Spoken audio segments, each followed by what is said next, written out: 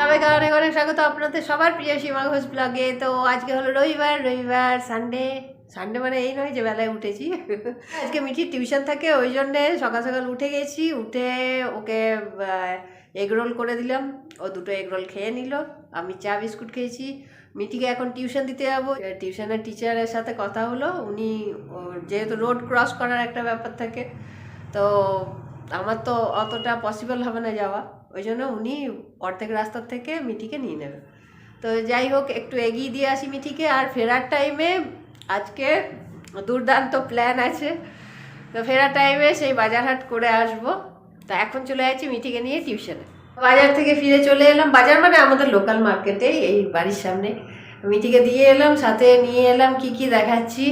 হচ্ছে মটরশুঁটি পেয়েছি আজকে, একদম কচি কচি মটরশুঁটি, হাটেও পাই না। আমাদের এই ফুলঝড় মোড়ে যে দাদা মানে সবজির দোকান করে, ওনার কাছে একদম দারুণ, একদম পেন্সিল মটরশুঁটি। এগুলো কাঁচা খাওয়ার জন্য নিয়ে নিলাম।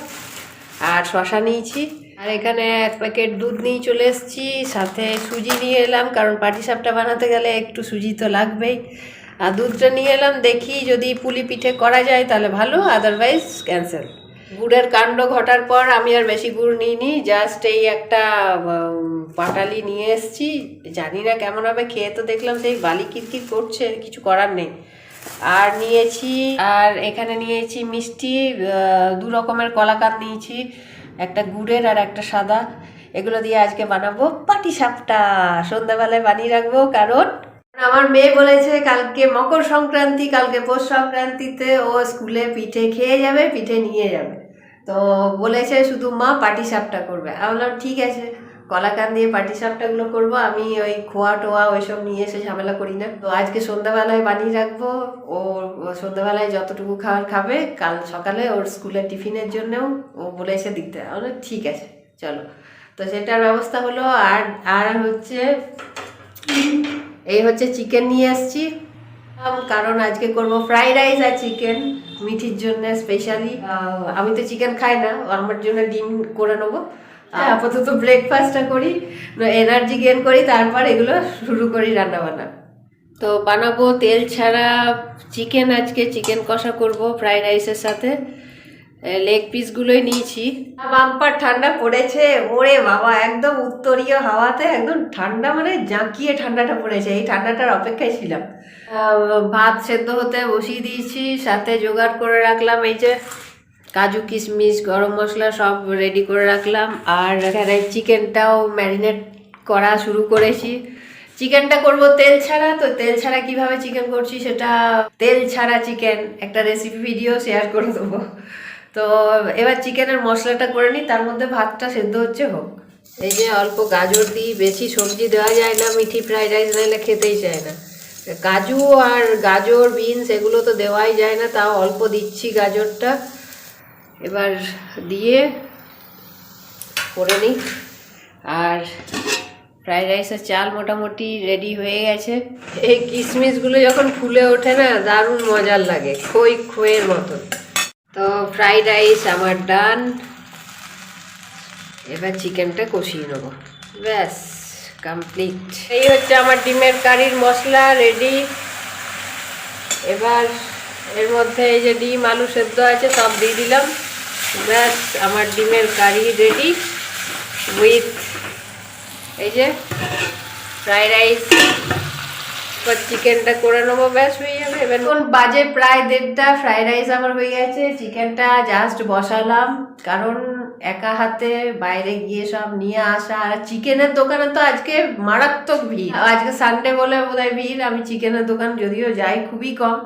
বাড়ি ফিরে এসে সব জোগাড়জাত করে রান্না করতে মিঠি চলে এলো তার মধ্যে টিউশন থেকে। এবার গরম জল বসিয়েছি, মিঠি স্নান করুক, তারপর আমি স্নান করব, তার মধ্যে চিকেনটাও হয়ে যাবে।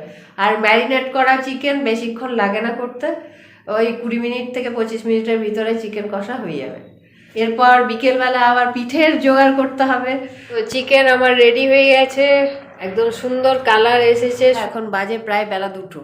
যাই হোক, রান্নাবান্না কমপ্লিট। এবার যাব স্নানে, স্নান করে এসে গরম গরম ফ্রাইড রাইস আর আমার ডিমের কারি আর মিঠি চিকেন দিয়ে এই হবে, আর সাথে স্যালাড কেটে নেবো, ব্যাস। কেমন হয়েছে? খুব টেস্টি, হ্যাঁ। তো তাওয়া গরম বসিয়ে দিয়েছি, আর এখানে পাটিসাপটার ব্যাটার রেডি। এবার পাটিসাপটাগুলো করে নেবো। আর এই যে কলাকাঁদ রেডি আছে, কলাকাঁদ পুর দেবো। ফার্স্ট বসিয়ে দিয়েছি। এবার এই হলো আমার পাটিসাপটা। তার মধ্যে মিঠি অলরেডি আমি বানানোর সময়ই খাওয়া শুরু করে দিয়েছে। খুব নরম তুলতুলে, খুব সুন্দর হয়েছে।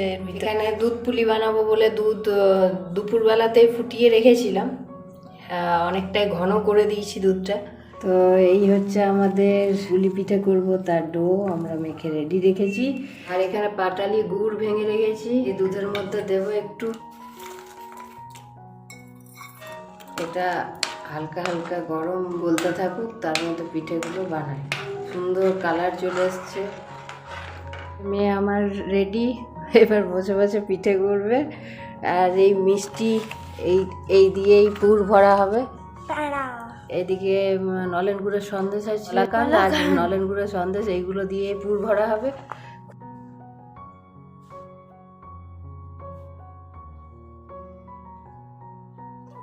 এই হচ্ছে পিঠে করা হলো। তো মিঠি এগুলো সব বানিয়েছে, এই ছোট্ট ছোট্টগুলো। তো ওকে শেখাচ্ছিলাম, তো ও বলছে মা তোমার মতন হচ্ছে না। না ঠিক আছে, তুমি যেমন পারো করো, আলটিমেট শেখো, কালচারটাকে নিয়ে যেতে হবে গিয়ে। তো এদিকে অলরেডি দুধ ফুটছে, এবার দিয়ে দেবো। এই হচ্ছে আমার পিঠে রেডি হচ্ছে। তো সবগুলোই মোটামুটি দিয়ে দিলাম। দুধটা এতটাই ঘন করেছি, সাথে নলেন গুড় দেওয়া আছে, দেখতে কালারটা ব্যাপক হয়েছে। জানি না ক্যামেরায় কতটা বোঝা যাচ্ছে। খুব ডিলিশিয়াস লাগছে না? হ্যাঁ। আর এখানে বানাচ্ছি সিদ্ধ পিঠে। হয়ে গেছে আমাদের দুধ পুলি পিঠে। তো এরকমই আমি থিকনেসের বানাই। এই যে একদম থকথকে গ্রেভিটা হয়। তো কেমন হয়েছে অবশ্যই জানাবেন। তো আমাদের মা মেয়ের পিঠে বানানো আজকে কমপ্লিট। সবাইকে মকর সংক্রান্তির অনেক অনেক শুভেচ্ছা, ভালোবাসা। তো কালকে আমাদের সবার পিঠে উৎসব, সবাই পালন করুন। এই যে এখন থেকে লাফাঝাফা শুরু করে দিয়েছে। তো কালকে ওর স্কুল আছে, স্কুল যাওয়ার আগে ও বলছে মা আমি চান করে পিঠে খেয়ে তারপর স্কুল যাব। ওই জন্যে ওর অনুমতি নিয়েই আমি এবার এই বছর পিঠেটা বানিয়েছি। আদারওয়াইজ আমি পিঠে বানানোর ঝামেলা আমি কোনো বছর করতে চাই না। তো আজকের ব্লগ এখানে শেষ করলাম। ভালো লাগলে অবশ্যই লাইক, শেয়ার আর সাবস্ক্রাইব করতে ভুলবেন না। অনেক কষ্টে ব্লগ বানাই, অনেক কষ্টে এডিট করি। আবার দেখাবেন নেক্সট ব্লগে। টাটা।